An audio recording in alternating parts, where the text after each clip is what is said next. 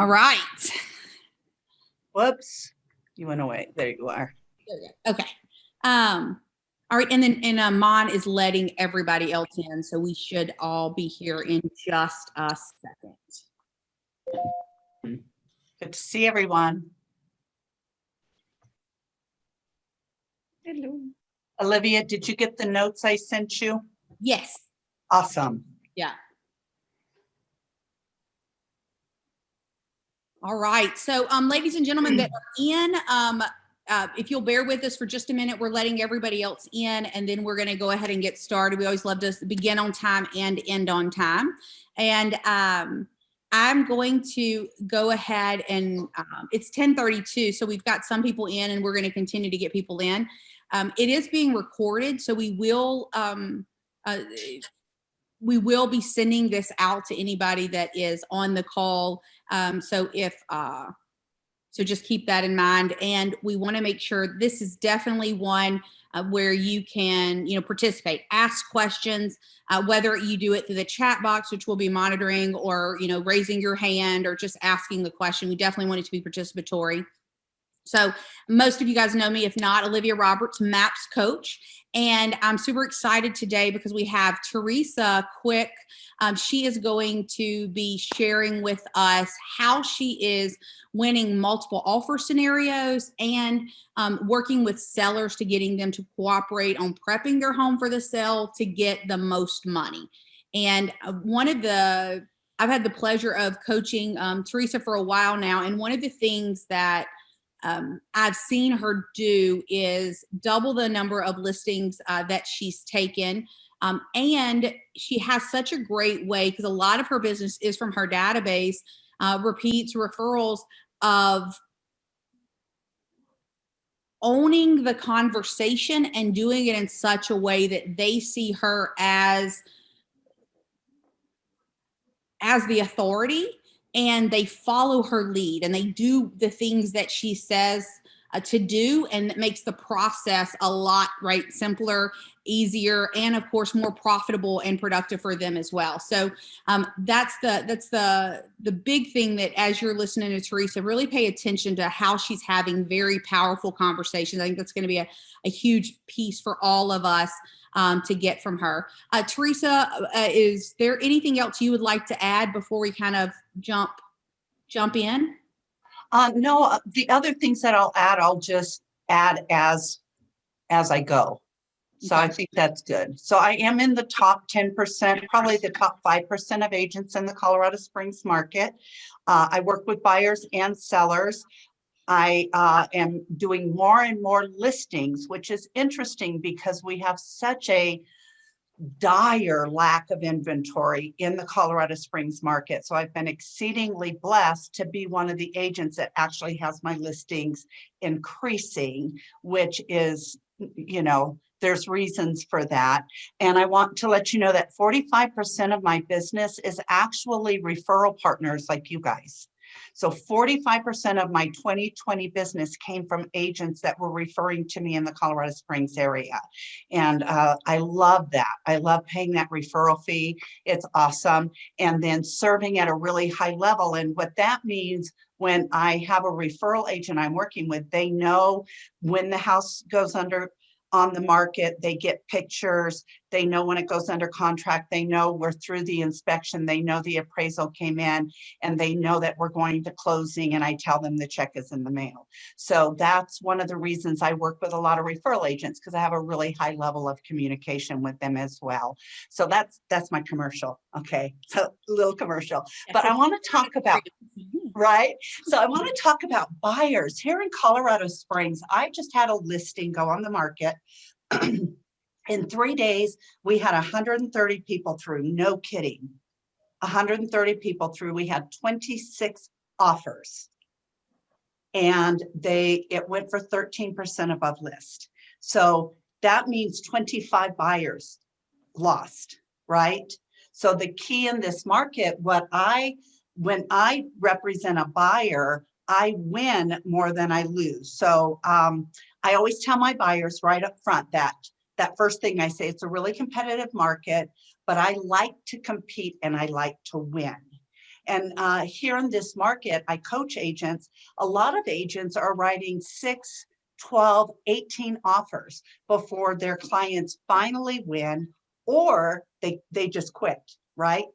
After what, 12 offers, don't a lot of buyers just quit? They're just like, I'm tired. I'm not going to do this anymore. We'll circle around next year. But my buyers often win on the first offer. Recently, I had one that it took 3 offers, but we are competing against cash with no appraisal. So, you know, but 3 is really the most I've ever written for any buyer. So, so here's what I do. At my initial appointment with them, my buyer's consultation, I go over the stats. I show them, here's the average days on market. And here in our market, it's 7 is average, but in the lower price points, it's like 1 to 3 days. So I show them how fast they're moving. I show them how the average last month in January was 3% over list. That was in January. So I tell them that this is what's been winning. And then I tell them stories like the story I just told you. I tell them stories about my buyers, what they offered, or my listings, what I got, because they remember the stories, right?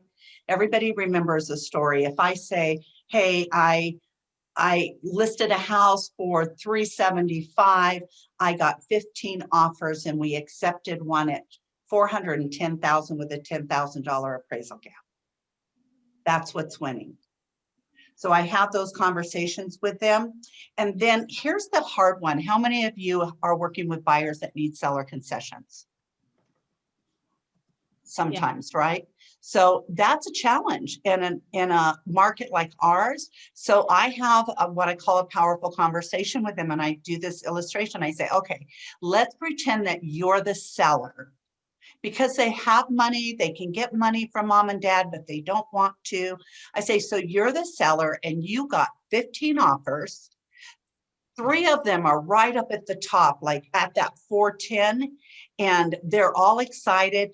But one of those offers wants the seller to take $5,000 out of their pocket and put it into the buyer's pocket. Now you're the seller. One buyer offers the same 410, but they want you to take $5,000 out of your pocket and put it into their pocket. Which offer would you choose? And they're like, oh yeah. So we are a military market here. We have a lot of VA, and the soldiers and airmen sometimes come from markets that seller concessions are very common. Here we can get them occasionally, but it's rare because of the competition. You have to find a house that has set on the market because it has challenges. I had one that had tested positive for meth, and the meth had been smoked in there but not cooked, but they spent $30,000 to get it remediated and certified, but people still didn't want to buy it. My buyer said, I can get it with seller concessions, so we put them under contract with seller concessions. But that's what it takes. So I tell those stories so that they understand that. So those are the stats. That's what I do in that initial meeting. It kind of sets up their expectations. Expectations are everything. So then my final step, my final powerful conversation with them is when we're writing the contract. And I think the expectations are already there. We go through houses. I have them rate the houses. I have a form that I use that I write everything they liked about it, everything they didn't like. So they're getting to know themselves. I'm getting to know them. And then I have them rate the house. This is powerful, you guys, 0 to 7. And I say 0 is uninhabitable. We try not to go to those houses. And 7 is perfect. And let's just agree that the perfect house doesn't exist. That every single house you look at is going to be a compromise of some kind. So what did I just do? I set them up with the expectation that they're not going to get everything they want and that there will be some compromises. So I say, so 7, that's a unicorn. And I don't allow 4 because it's too neutral and everything would be a 4. So if you say it's a 2 or a 3, you're telling me take it off the list. We really don't like it. And I put it in the back of the book because I have a notebook with all the listings. I said, and then I tell them, if you say 6, you're telling me that's close enough to perfect that we're not going to look at any more houses and we're writing an offer today. So 5 says, let's leave it on the list. It's still a really strong possibility.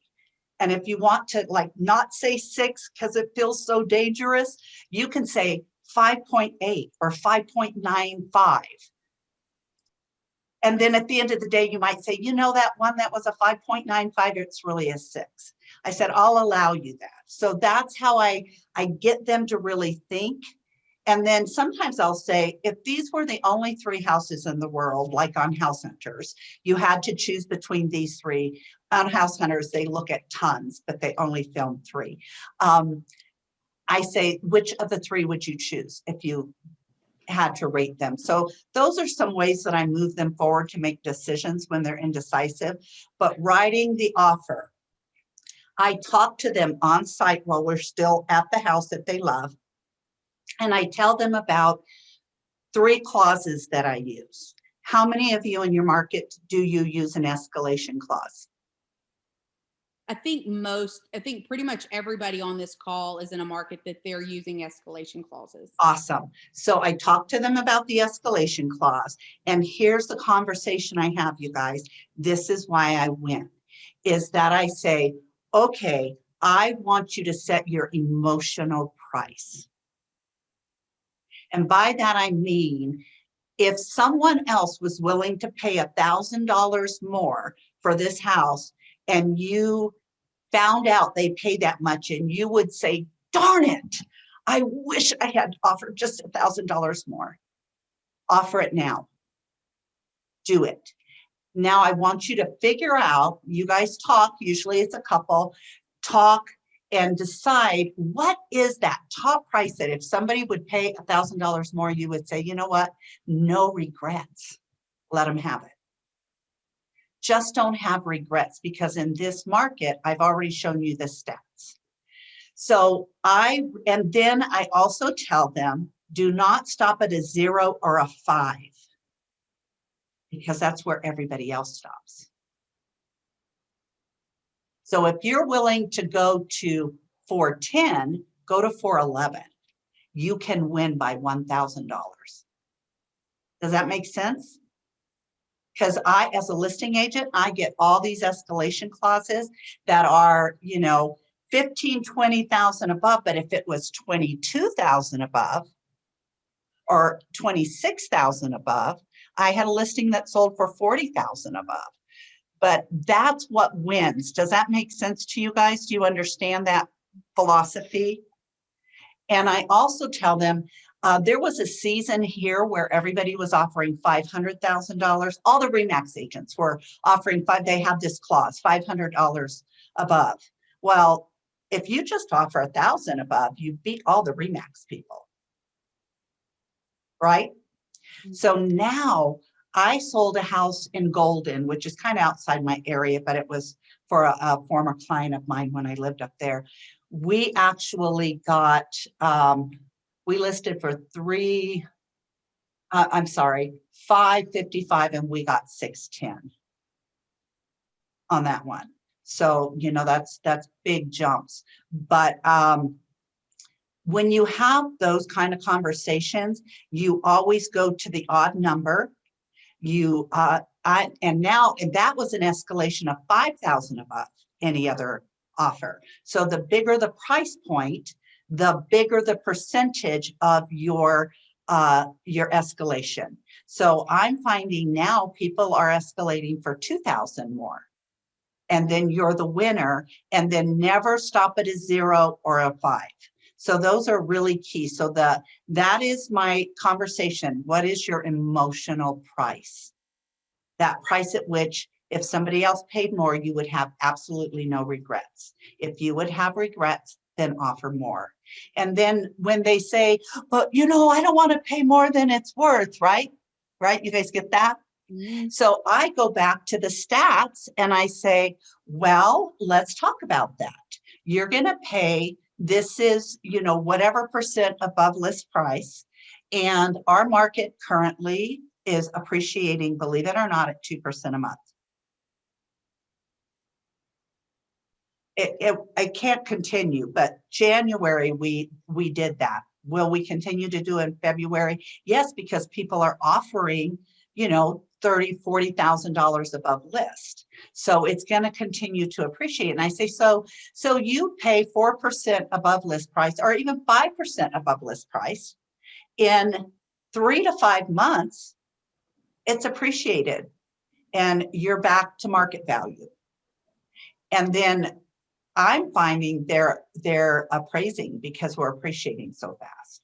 So do you get those conversations that I have to set them up and answer those questions? So I'd love to, I want you to come back because you've shared some things with me that you do for the appraisal. I'd like for you to share with them because I would say that in most people's markets a year ago, like when you first told me that, I'm thinking, oh, Teresa, you're wasting your time. Right then in this market, it is such a great piece. So I do want you to share with them. Before we go there, I'd love to, how many of you guys just took some really like lots of notes? All right, Jonathan did. Okay, awesome. I see hands going up. That there was a couple of things that I wrote down, took some great notes. Thank you for that, Teresa.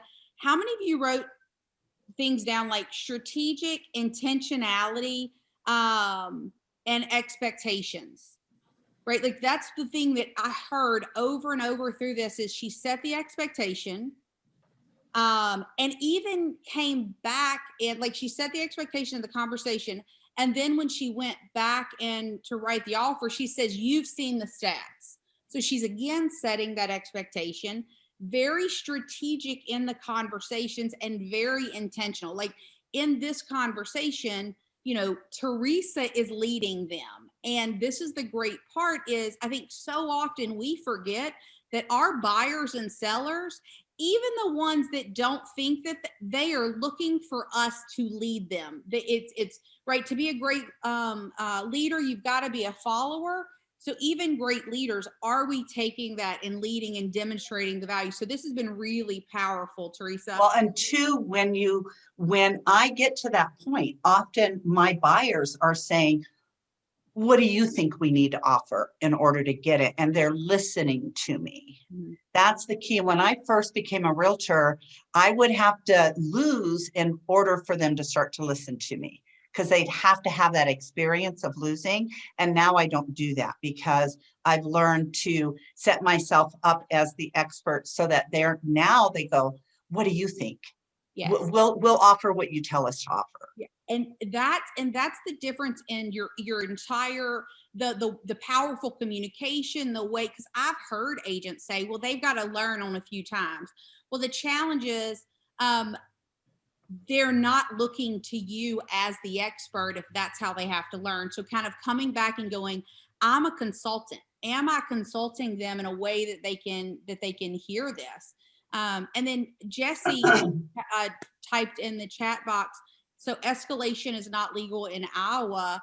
And yet, Jesse, the great part, so you may not do the escalation clause, but that's setting the emotional price. Right. That's the same process. Same process, and now they're just making their highest and best at the beginning, and don't stop at a 0 or a 5 on their highest and best if you can't do the escalation. Yeah, good point, Olivia. So I want to, so here, who has questions or thoughts or an aha, something that you'd like to share? Valerie, I saw your hand. And Paula as well. Okay, Valerie, Paula, and then if anybody else, if you want to put your hand up, we'll get to you as well. Hi, thank you. I've learned so much. Thank you, Teresa. My question is, I'm based in New York, and obviously we represent the seller unless we have a buyer's agency. So when a buyer asks you, what do you think I should offer? It's not really, it's kind of a tricky situation on our end, because if I didn't representing that seller, yeah. Right. And then I don't want him to come back and say, well, you told me to offer over full price, but really you were working for the seller. So how do I educate them from I guess, put it in the expectations from the start that because I tell them the only thing I can't discuss with you is how long it's been on the market and a price, because at the end of the day, I'm working for the seller. Right, but so you're in the position where you can't do what I can do, but you can still advise them on what the stats are, right? Here's how much things are going for, and then you can still talk about their emotional price. Right. And then, but you can't give them advice on what to offer. You can coach them on what is your emotional price at which you would have no regrets if you didn't get it. Right. And then you can also say, I recommend you not stop at a 0 or a 5. If you're going to do the 0, do 2,000 over it. If you're going to do a 5, do 1 or 2,000 over it. So do a 6 or a 7 or a 1 or a 2. Mm-hmm. So it's the same conversation. Same conversation, but not with a direct number. Okay, Right. thank you. Absolutely. All right, and then Paula? Yeah, so my question is with regard to the escalation. I mean, we've been doing that a lot, and we don't put in a 0 or 5 unless the last one we did was 655, 655. But essentially what the agents are doing out here in the DC, Virginia, Maryland area is they don't want an escalation anymore. They want your best and final. And it's kind of locking us in a way because we don't really know. I mean, of course, they're going to say, yeah, we're getting offers that are way overpriced. We're getting offers that are waiving appraisal, or we're getting offers that are, a waiving inspection. Well, they may not be getting all of that in one offer. So they're pressing everybody to just lay it all on the table and no escalation. What is your best and final? And so what do you say about that, Teresa? Well, if they put in our MLS no escalation clauses, I do honor it. So then I have the conversation. We do the emotional price, just like we said for Jesse. Emotional price is your highest and best. What are you willing to offer that if somebody else offered $1,000 more, you would kick yourself for not going there? Go there. Make an offer that says I will have no regrets. And so that's how I handle that, because we actually have agents now that are countering at the top of the escalation clause. And I would say too, and go back to the numbers like Teresa said as well. So with your people, if you're making your highest and best, if the market is, 2% is what, whatever your market is, but if it's going up 10% in the last, or 2% in the last month, giving them that information so that they're able to understand where they need to put that offer in order to win, especially with no escalation clause. So, and then let's talk about as well the appraisal gap. Do you guys use appraisal gaps, right? Well, before we go there, was there anybody else that had any questions about anything that she shared so far or comment? Okay, so go ahead and with the appraisal gap. So here, what I'm seeing is appraisal gaps win the day. They will take an offer for less because it has the appraisal gap, because it gives the seller, and this is how I say it to my buyer. I said, there's two things it does. First of all, it gives the seller a sense of security, that they know that this buyer has cash to make up at least part of the appraisal gap. And I don't know what's going to win. I tell them that. Make it as big as you can, and then I will work with the listing agent to get it to appraise. And rarely do my buyers take money to the table, because I work really hard, and we'll do another class on how I do appraisals. But the appraisal gap now is winning the day. So you might have three offers at 410, 412, but one of them has a full appraisal gap and one of them has a $2,000 appraisal gap. Which one do you think the seller's going to take? And I asked them that. If you were the seller, which one would you take? So the more appraisal gap you can bring, the better. And here's the other thing that the appraisal gap does, is it establishes in the contract what will happen if it doesn't appraise. The buyer and the seller agree up front. So if it doesn't appraise, you're not having this stress of renegotiating and the possibility of falling out, because the seller might say, well, if you can't bring all the cash, then you can't qualify for your loan anymore. We'll just let it terminate. So I love that. I love, even on my listings, that my sellers, I tell them up front, this appraisal gap, now you need to understand, if it doesn't appraise, you're agreeing to what you're going to accept a lower price, but they're going to make up that gap. But at least we're not going to be renegotiating and worrying about it falling out of contract because of a low appraisal. It gives you that safety net. So appraisal gaps in my market are winning the day. I have one with a $4,000 appraisal gap on a lower price. And then I've one with a $10,000 appraisal gap on the higher price. And my listings are getting full appraisal gaps. Like Now, the one that went for 40,000 over, I had 3 full appraisal gaps. now, when we talk about appraisal gap, because not everybody on this has used those. I want you to kind of tell them what the appraisal gap is, and then Okay. the question will go back to her. So It goes something like this. Buyer should appraisal come in at less than agreed upon purchase price, because you did an escalation clause, so we don't know what the purchase price is. Buyer agrees to pay an additional, say, $5,000 above appraised value up to agreed upon purchase price. So if it comes in $2,000 low, the buyer only brings $2,000. If it comes in $10,000 low, then we're all lowering the price $5,000 and the buyer's bringing $5,000. And we agree on that up front. And otherwise, that poor seller, if they choose a buyer who has no extra cash, what happens if it doesn't appraise? then they either have to get out or they've got to drop it all the way down. They have to drop it all the way down, get out, or the buyer's bringing $1,000 and the seller's lowering, and the agents are putting $1,000 each in. That's just too stressful for me. So I like appraisal gaps because it just defines it. We all agree on it up front. Perfect. And then Lori and Hobie had a question. Lori, what was your question? I had a comment, actually, a couple comments. First of all, you asked about an AHA. So I went back to the referrals, and I have to say that that's amazing, because I can't tell you how many times I've sent referrals and I have to call the client to say, where are we? Did you find something? You know what I mean? So that's amazing. The other thing is we're doing appraisal. We're doing escalation clauses here. I won one 2 weeks ago, because typically when you do an escalation clause, it's, $1,000 over the highest bid with written proof up to X amount of dollars. We left that one open-ended.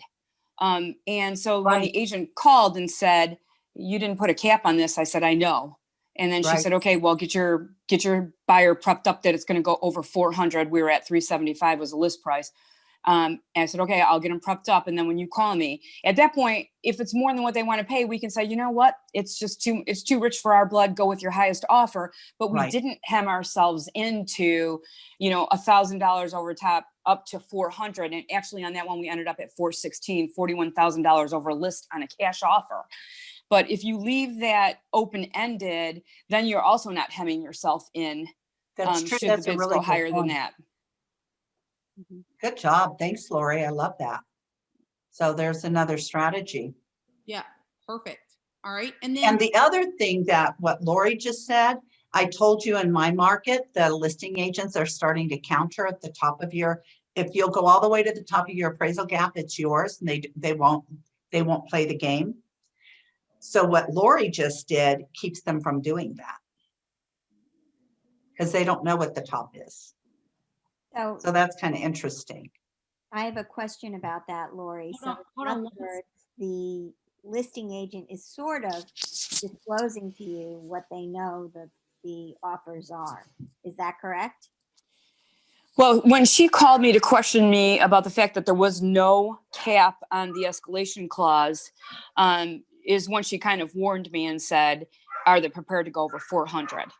And I said, I think they are, but let me have the conversation. So by the time you present and you get back to me, I already had the conversation with those buyers, like, okay, it's going over 400. How high, keep in your mind, how high over 400 you guys are willing to go. Then when she comes at me with a number, we'll know whether or not we're going to go to it, or if we're just going to say it's too rich for our blood, go ahead with your next offer. Okay, so in other words, you're not committing to the escalation clause. Yeah, well, she wasn't committing unless they came back and gave her a number, but they were just, yeah. Okay, I So- get it. I like that. Yeah. Yeah, that's good. I like that. Now, I'm gonna say this, and I want to, under the umbrella of what is the rules in your area. I think sometimes when we're representing the seller, we forget that with the seller's permission, we can tell the buyer a price. Now, not without their permission, but if we have the seller's permission, yes, absolutely, we can call and say, hey, it's going to be blah, blah, blah. Can you do it? Right. So just always keep that in mind. I often have them call and say that. Yeah. You know, here's where we're at. Your buyer's okay with that. If they are, we're going to send you a counter. Yeah. And then Hobie, your question was, do you show or ask for proof that they have the cash? Yes. So part of my escalation clause is a listing agent to provide a redacted copy of activating contract. They can redact the agents' names, you know, black out agents and buyers, but I have to see what agency it's from, and I have to have the page with the price and terms so that I can see if there's any seller concessions, because we also say that seller concessions are to be subtracted from the contract price. So love that. So the verbiage that she used, so I'm going to have you repeat that. Listing agent To provide a redacted copy. Often they don't redact it. They just send me the contract. I know who I beat. It's kind of fun. I told you I'm really competitive. Listing agent to provide a redacted copy of activating contract. Okay, you guys got it, or she need to repeat it again? Maybe one more time. Listing agent to provide a redacted copy of activating contract. Okay. And then I also say all seller concessions to be subtracted, seller concessions to be subtracted from purchase price. Yeah.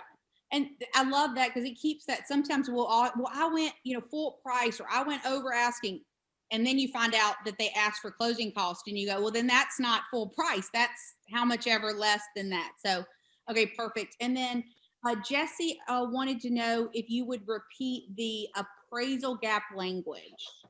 Appraisal gap, and this is kind of what mine says. I have a clause that I use. It says, should appraisal come in below agreed upon purchase price, should appraisal come in below agreed upon purchase price, buyer agrees to pay X number of dollars above over appraised value up to agreed upon purchase price. And maybe I'll type these out and send them to Olivia. And they're not written by an attorney. Their attorney write better clauses than what I do. So if your firm has an attorney that writes your clauses, use those. That's my disclaimer. That's right. That's right. And with all of this, I would also say, right, every state's different. So we're sharing something with you, and then you want to make sure that it's legit in your area. Maybe you run it by your broker. Right. We just, again, yeah, that's the disclaimer. Then the final piece for winning with buyers is that limited inspection. I have had a couple buyers who were in construction and said, you know what, I'll just waive the inspection altogether because it looks like everything in this house was done with a permit. It looks, we look up the permits, all the work was permitted, so we know it's been, that's really rare. And I don't recommend that to my buyers because I feel like if I do that, I've done it a few times, I will say buyer waives inspection objection right, but retains the right to terminate based on inspection. And that protects my buyer. And then the other limited is that we limit it to health and safety issues or major structural expenditures, that kind of a thing. And sellers want to know they're not going to get nickeled and dimed. And especially when a buyer pays a lot over, I used to see a lot that if they did that, then they would like ask for the moon on the inspection, and you've got to let them know you're not going to do that. So that's that final piece. Love that. And then this is, so this is another question that Hobie had. Let's say that like with the appraisal, do you ask to see proof as the listing agent that they can bring the additional funds, and how do you ask for that? Or do you? No, I have not asked for proof of funds as a listing agent, but I often will see those offers come in with a conventional loan that has 20% down. So you're kind So of. I know that they have, tens of thousands of dollars. Yeah. Okay. Could I add something? Absolutely. And part of it is, obviously as a listing agent, it's also calling those lenders on the ones that, on the offers that you're willing to take. So to his question, the conversation to the lender is, your client has offered X amount of dollars with X amount of an appraisal guarantee. Can they back this up? Can they get this deal to the closing table? And so usually, I don't need to ask for that because I have that answer from the lender. Right. And the lenders here in my market often call. So when I present offers to my sellers, I have a big spreadsheet that I fill out, and one of the columns is, did the lender call? And that's like a check for them. Yay. They've got a great lender that's proactive, and I've had that conversation that Lori had. Perfect. Awesome. Anything else? Because I'd love for you to go over and share, before we move to that listing piece, share what you do when you have it, for setting yourself up well for the appraisal. So setting up well for that could be another class. That could be a whole nother discussion. Okay. I mean, we could spend the rest of the time talking about that. Give us your 5-minute teaser. Okay. So here's what I do is I do 2 pages usually. It's a letter to the appraiser, and I put the property address at the top. I put bullet points of all the amazing things about this property that in my humble opinion, are better than all the comps. Update all new cabinets, new countertop, all new flooring, remodeled master bathroom, larger lot, 3 garage bays, 4 bathrooms. And then I get all of the comps that I can find. And again, it's a 2-story home within 10% square footage on each side within a mile. And I list them, and then I put when they sold, how much they sold by, and my first bullet point is what the appreciation is in our market. So you have to know your stats. And so I put market currently appreciating at 1 to 2% a month, and this closed 4 months ago. And then I put all of the things, how it doesn't measure up, only has 2 bathrooms, only 2-car garage, the lot is smaller. And so I put all the negatives there. I don't put any, it has a 4-car garage. I don't put that. And then I list them all, and I do nice bullet points. It's really beautiful. My closing paragraph is, this home had 26 offers after 3 days, and multiple of them came in at 40,000 over list. And appraisers are now starting to ask that. One appraiser asked for my spreadsheet, and I emailed it to them. And then here's the most important thing I do. I show up and I make a friend. By the time that appraisal is over, we are laughing, we are joking, we have found things in common. They're my new best friend. And we have had a really good time, because you know what, if they like you, they actually will work harder for you to make the comps, to get the math done. So that's what I do for appraisals. And I can send you guys an example of one of my appraisal sheets that I take, and they all, like, some of the appraisers now know me. Oh yeah, where's your little packet that you always give me? So, and they appreciate it, because sometimes I found comps that they didn't find because the realtor had it in the wrong subsection on our, and I did a mile search, and he just looked at that subdivision, and he missed one because she put it in the wrong subdivision, and it was the key comp. So that's why I always do that. Okay, awesome. And I'm not going to take any questions on that, only because it's 11:12 and we've got 15 minutes left. And I did want you to share what you're doing with your listings. And Okay. guys, if you guys do have any additional questions around this, write them down, email me, put them here. I will make sure they get to Teresa, and she'd be happy to answer those questions. But let's take this last few minutes and look at what you do with the listings. Okay, so on listings, of course, I'm going to do market stats again, but there's two key powerful conversations. So I like to think in terms of having powerful conversations. The first key powerful conversation, my listing presentation is, there's three things that will determine how fast your house sells and how much money: how it's priced, how it shows, and how it's marketed, right? That's Keller Williams. That's our listing presentation. So, but the most important ones is how I say how it is priced. And I say we use active, under contract, and sold homes. Active because that's our competition. And remember, we want to win because we're winners.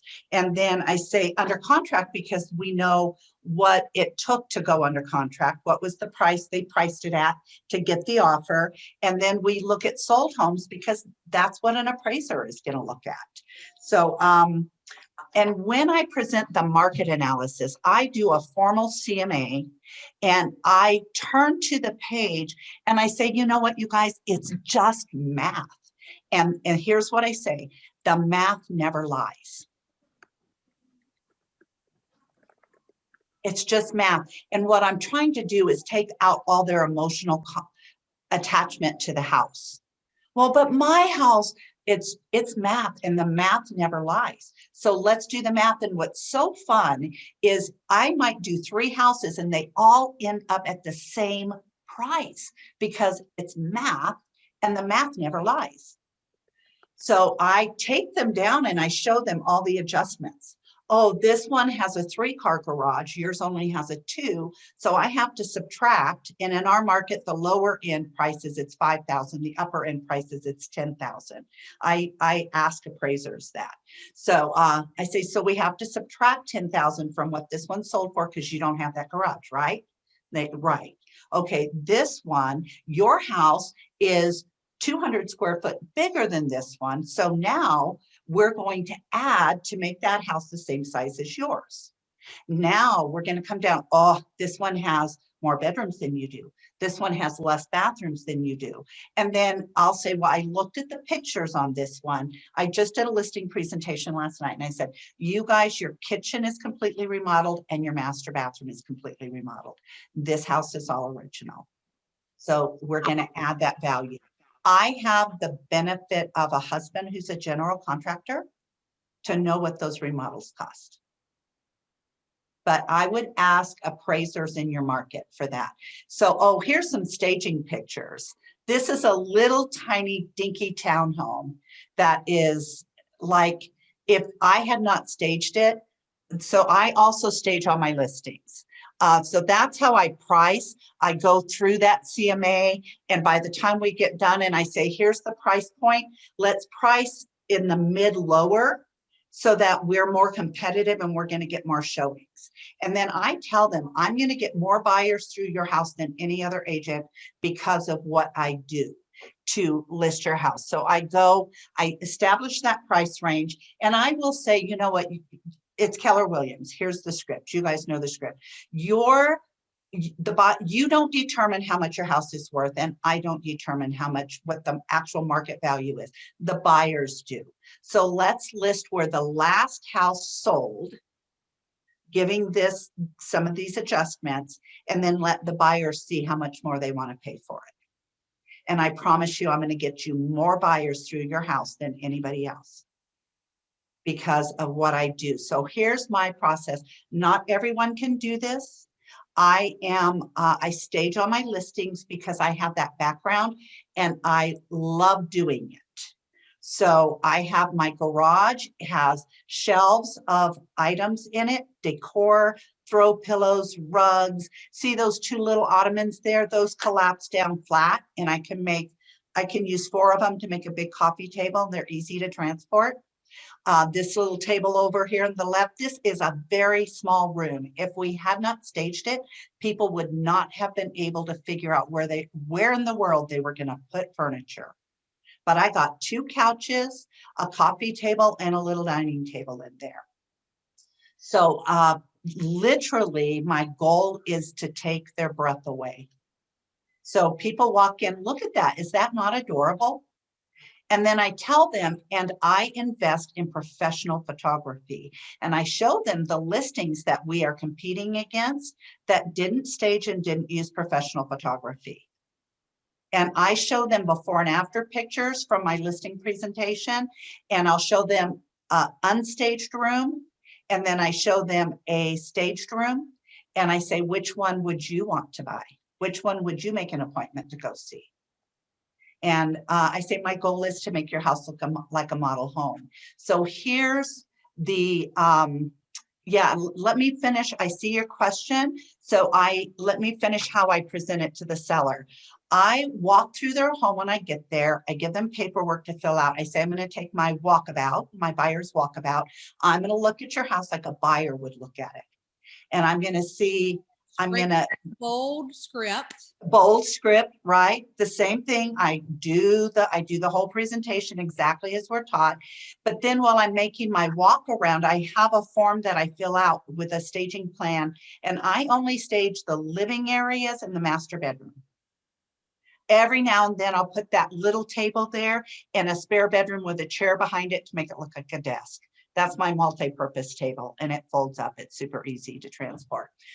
But here's what I do is I tell them I'm going to send you, if you're military, I'm sending you staging orders because you're military and you understand that.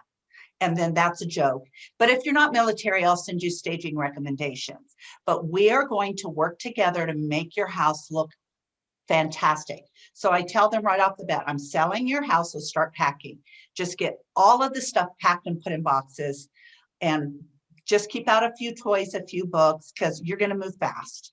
And then I have never had a seller, once I show them the pictures and explain to them how much more that I'm going to basically pay my commission by doing this for them, then I'll tell them, okay, one time I said, I need the furniture you have in the basement brought up into the living room, because it's too big for that basement room, but it'll fit really nice in your living room.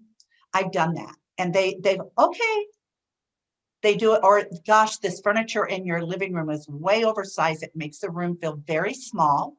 It's such an amazing room. And we could make it feel cozy, but not with the big furniture. Let's put that in the basement and I'll bring in things. And I rent furniture from Rent-A-Center.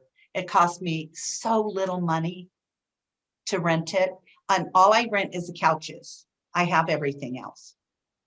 I only rent couches. And so it's very cheap and they deliver it and they pick it up. I don't have to lift it. I'm 62 years old. I ain't moving furniture. So, but I prepare them for that. And I tell them in my presentation, we declutter, we deep clean, and then we decorate. And we're going to work together to take the buyer's breath away. And so, do we have a couple more pictures, Olivia? Yes. Yeah, let's show a couple of those. These were actually vacant homes. I also staged with the client's furniture. Sometimes, I have to fluff up couches and put a throw over a stain or, put pillows in. This house was so tired and when I unstaged it, I went, oh, this house would not have sold. It sold for 35 above list. It needed paint, it needed carpet. The carpet was horrible. The countertops in the kitchen were chipped, but you walked into this and it was spectacular to walk in, and the little sign says believe, and putting furniture at an angle, just I do that quite often. But this room sold this house, and I staged the master and I staged the family room in the back. The kitchen, I always put like a tray with a bottle of wine and 2 wine glasses. See that on the island? And then I have really, yeah, see that? And then I have that wine bottle that has wine corks in it that goes under the wine sign. I use those over and over and over and over again. And I put placemats on the table, but not dishes. And then I have a couple really beautiful bowls that I have nice plastic fruit that goes in it. But this, when you walk in the room, I tell my sellers, buying a house is an emotional decision. Staging creates a visceral reaction to the room, and people can picture themselves sitting with a cup of coffee in this room, right? So this is what I do. Not everyone can do it. I love staging. I hate unstaging. It's just a lot of work, but I get unstaged. I keep everything on shelves in my garage, and then I have bins, and I have my staging plan, and I just load the bins. The bins go in the back of my car. I have artwork that is on racks on a wall in the garage. I pull the artwork out that I'm going to take. I have a tool bag that has nails and hammers in it, and I use, see, this piece of art is just a wrapped canvas, one nail, and I hang it on there. That clock is heavy, but I use one nail for it. And I use a lot of plastic and a lot of metal because it doesn't break. The lamp has a plastic shade. I don't use breakables. See, the tray is not glass, it's wicker. And the little container for the plant, there's a book in there. It's a little metal container. And I try not to use really heavy things either. All right, so that's where, so we've got like 7 minutes left. I will say thank you so much. I think all of us, I've seen everybody just writing furiously the entire time. So who has an aha, a question, or a thought that they would like to share while we take these last few minutes to wrap up? Lori, I think you did have a question, so let's start with you. Okay, so my question is, and I think someone else wrote it, so I have a couple questions. Do you charge extra for the staging? I do not. Okay. Do you keep? It is a value add to my sellers, and some of them I do very little. I've sold some that were spectacular. I told them to take a desk out of the living room, because every room, I tell them, here's another piece of advice. I say every room must speak and tell the buyer what its purpose is. If I have a loft that has a desk, workout material, workout equipment, and a table with books, it's like, is this a gym? Is this an office, or is this a library? And what you're speaking is there's not enough room in your house for a workout area, and there is. So get the workout equipment out of the loft, because you want people to walk in and picture themselves there. But if there's 3 purposes, they're confused. So don't have a desk. So sometimes one listing, literally, I said, take the desk out of the living room and we're ready, because she had such immaculate taste. But I use that verbiage. I don't charge. Now, I do know agents who they have their, you can use a stager that does the consultation with your seller. They are now the bad person who tells them all the things they need to do with their house, and then your seller pays it. I know agents who do that. I have it as a value add, and that's why people refer their clients to me in Colorado Springs. So do you have a storage shed that you keep most of these things in? I used to, but my husband moved all of his stuff into a big shop we built for him in our backyard and the back of our property. So I now have it in my garage. I can park my car in the garage in one bay, and all the artwork is on that wall. And then I have shelves across the back, and I have shelves down the other side. And then I have 2 dining room tables. One sits on the floor, the other one sits upside down on that one. And I have 8 dining chairs, and they stack as well. And I have a couple different options for coffee tables. Like, see this one? That's 4 of those collapse down to just the just the height of the lid is what the collapse do. And all 4 of those fit on one shelf. And I have bedding I have 2 shelves of bedding and So- tons and tons of other. Other question. So when you stage the bedrooms, then are you using blow up mattresses, just using frames with blow up mattresses and then throwing something behind it as a headboard? That's a great question. I use full height blow up mattresses. Okay. And I use TV trays for the side table. I have some really cute white ones that are beautiful. I have lamps and I have little accessories. The headboard ends up being pillows. So you visually create a headboard. I have some pretty big pillows. I have black ones. I love black and yellow. That just is so, and gray in a bedroom. And I have some great artwork. Or I can do blues. I have big pillows that are the back pillows that are blue and then gray. And so I do big pillows, medium pillows, and a small pillow. And that visually creates, and then artwork.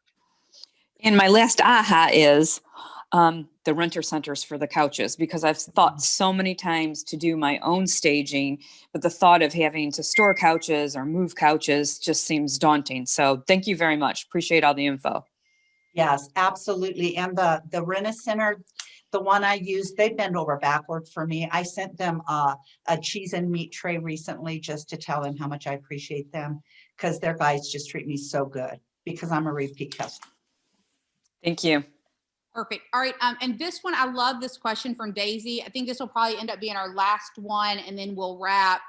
So Daisy's question is, and I think some of this you answered in showing them the value and what they're going to have to pay from the beginning. And so Daisy, it's probably going to be in your verbiage, but her question is about the appraisal gap. She says, when you have, she says, from a buyer's agent point of view, what is the script for that to get your buyers over the thought of paying more than that, what the house is worth, right? What it's worth. And when doing the buyer consultation, she says, she explains that when the appraisal, what the appraisal is and what it does, that it places the value on the house. What would you say to make it okay in the eyes of the buyer to pay more than the house than what the appraiser says it's worth? Well, I use the stats.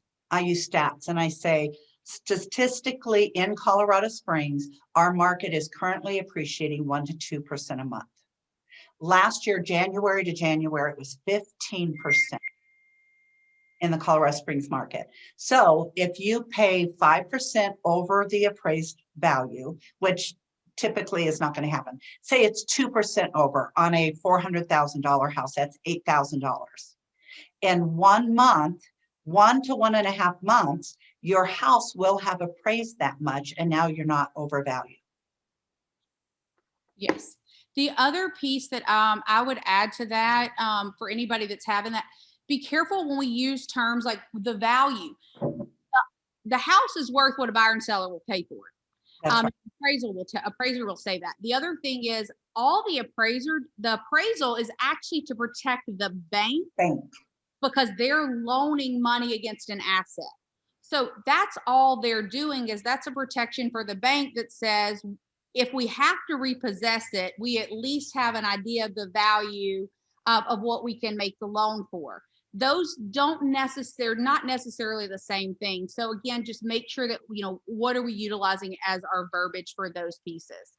Right. And to actually educate them on, if they're not willing to do that and they're going to lose over and over and over again, while they are losing, the market is appreciating. And 2 months from now, when they finally win, what are they going to be paying for a house? They're going to be paying, 4% more. So do you want to do that in 2 months, or do you want to do that now? Yes. And this goes right back to that conversation you're having in the beginning. Not everybody's temperament is going to fit this market. So if you say all that in the beginning and they go, well, I ain't doing it, you shake their hand and you say, hey, that's fine. Your temperament's not going to be the best for this market. So I'll keep your information. And when the market shifts back, I'll be sure to call you. don't show Oh, them. good. We're not magicians, right? So that's what I'll say. Again, guys, thank you so much. I really appreciate Teresa. I wish, I think you would get a standing ovation if, Oh. if we were, if we were all. Jazz hands. We are going to wrap here, guys. If you have any other questions or anything, please let me know. I'll make sure it gets to Teresa. I am going to go ahead and send you Teresa's information, because I think, I think definitely if we have referrals in Colorado Springs, she's going to be your lady. With that said, that's our time. You guys have an amazing week. No individual calls next week unless we have a special arrangement because of family reunion. So I trust that we'll kind of see each other there virtually. So, see ya. Bye, everybody. Thanks.